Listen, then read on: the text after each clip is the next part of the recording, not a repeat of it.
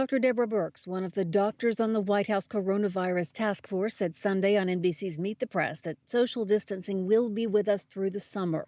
She said the measure was necessary to really ensure that we protect one another from the COVID-19 pandemic. Birx also said she thinks the United States needs a breakthrough on coronavirus testing to aid the reopening of the economy and better understand the scope of the pandemic in the United States. Over the weekend, the nation's top infectious disease specialist, Dr. Anthony Fauci, said the United States would need to increase its testing for the virus by at least twofold before it could begin reopening its economy. More than 940,000 cases of COVID-19 have been confirmed in the United States, resulting in more than 54,000 deaths. Yet some U.S. states are slowly reopening their economies after weeks of lockdown. Georgia, South Carolina, and Oklahoma are among the states that have already begun a partial reopening. The western state of Colorado will replace its stay-at-home order with a softer version that will include the opening of select businesses. New York, the state hardest hit by the coronavirus, has been under a stay-at-home order since March 22nd. That executive order is set to expire May the 15th, at which time State Governor Andrew Cuomo has said he will coordinate with neighboring states to slowly reopen their economies. The United Nations says persistent and serious long-term consequences remain more than 30 years after the explosion and fire at the Chernobyl nuclear power plant in Ukraine.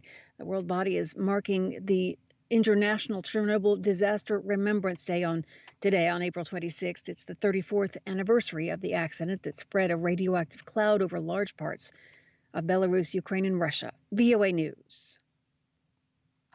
Yemen's separatist Southern Transitional Council early on Sunday announced it would establish self-rule in regions under its control, which the Saudi-backed government warned would have catastrophic consequences. The move threatens to renew the conflict between nominal allies in Yemen's multifaceted war, as the United Nations is trying to secure a permanent truce to combat the coronavirus pandemic in a country weakened by hunger and disease. Israeli Prime Minister Benjamin Netanyahu says he's confident Israel will be able to annex parts of the West Bank within a few months with backing from the Trump administration. We will be able to celebrate another historic moment in the history of Zionism, Netanyahu told a group of European evangelical Christians who strongly back Israel. He spoke to the group via video on Sunday. Israel plans to declare sovereignty over the strategically vital Jordan Valley and to all Jewish settlements in the West Bank. Israel has occupied the West Bank since capturing it in the Six-Day War. In 1967, U.S. President Donald Trump gave his backing to the Israeli annexation when he unveiled details of his Middle East peace plan in January. He approved giving what Netanyahu calls a buffer zone against terrorists. The Palestinians want the West Bank for an independent state with East Jerusalem. They have made no reaction so far to Netanyahu's most recent comments.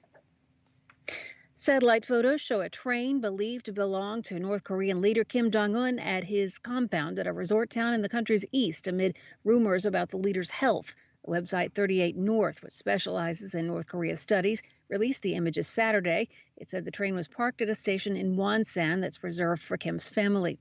The website, however, said the train's presence does not prove the whereabouts of the North Korean leader or indicate anything about his health. Speculation about Kim's health emerged after he missed the April 15th commemoration of the 108th birthday of his grandfather Kim Il-sung, who is the founder of North Korea. Chinese officials said Sunday that all COVID patients have been discharged from hospitals in Wuhan. Wuhan is the center of the outbreak in the country late last year. It saw roughly half of all China's coronavirus cases and was placed on a strict lockdown in January and sealed off from the rest of the country. Though many restrictions have been eased, residents are still being regularly tested for the virus, while most of the rest of the world remains on lockdown over the weekend in an effort to contain the COVID pandemic. In Spain, however, officials allowed children to go outside for the first time in 6 weeks.